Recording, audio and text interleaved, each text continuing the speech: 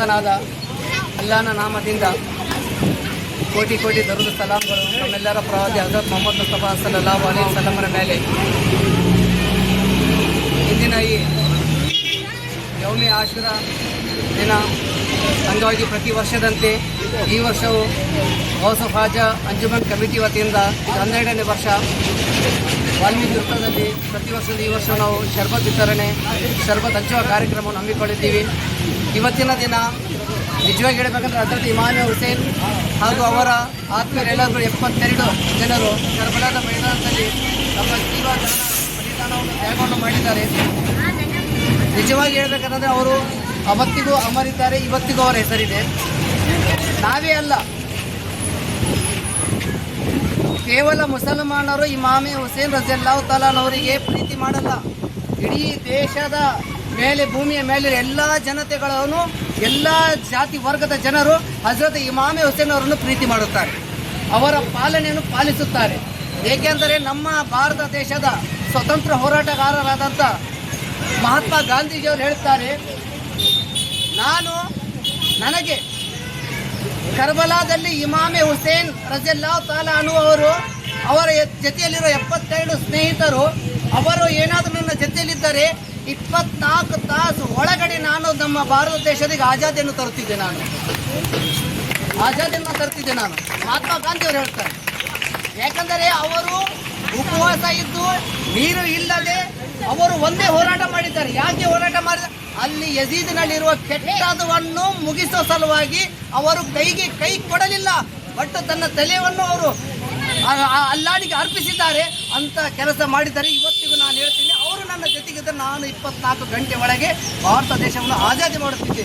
ಇಷ್ಟೇ ಅಲ್ಲ, ಇವತ್ತು ನಾವು ನೋಡಿದರೆ ನಮ್ಮ ಭಾರತದ ಪ್ರಧಾನಿಯಾದ ನರೇಂದ್ರ ಮೋದಿ ಸಾಹೇಬರವರು ಕೂಡ ಹೇಳ್ತಾರೆ, ಅವರು ಮಾಡಿರುವ ತ್ಯಾಗ ನಮಗೆ ಅಲ್ಲ, ಇಡೀ ದೇಶಕ್ಕೆ ಅದು ಒಂದು ಪಾಠ. ಯಾರು? ನಮ್ಮ ಭಾರತ ದೇಶದ 3ನೇ ಬಾರಿ ಪ್ರಧಾನಿಯಾಗಿರೋ ನರೇಂದ್ರ ಮೋದಿ ಸಾಹೇಬರವರು ಹೇಳ್ತಾರೆ.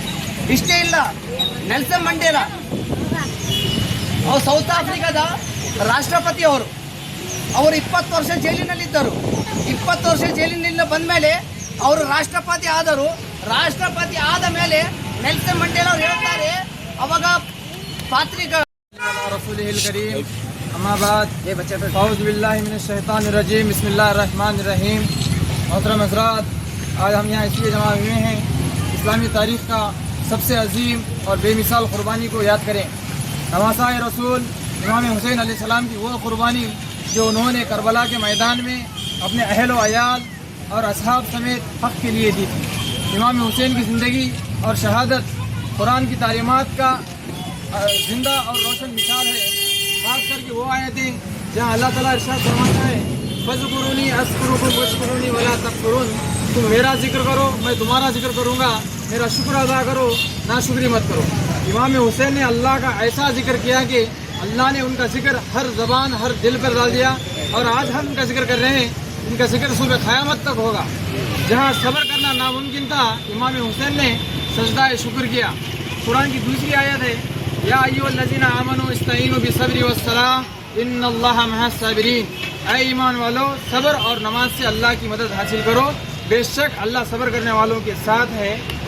इमाम हुसैन ने सब्र और नमाज से अल्लाह की मदद हासिल की। लेकिन याद रखिए, अल्लाह हर नमाजी के साथ नहीं होता।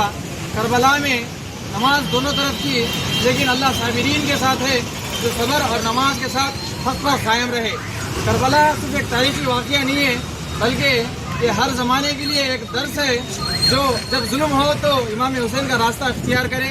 अल्लाह हमें इमाम हुसैन के रास्ते पे चलने की तौफ़ीक़ अता फरमाए। और आज हर साल गौस ऑफ हाजा अंजुमन कमेटी की जानिब से तकरीबन 12 साल से यौम आशुरा के दिन शरबत तक़सीम किया जाता है। अल्लाह ताला से दुआ है, पंजतन पाक अलैहिस्सलाम की सदक़े तुफ़ैल में इस सिलसिले को जारी और सारी रखे। आमीन या रब्बुल आलमीन।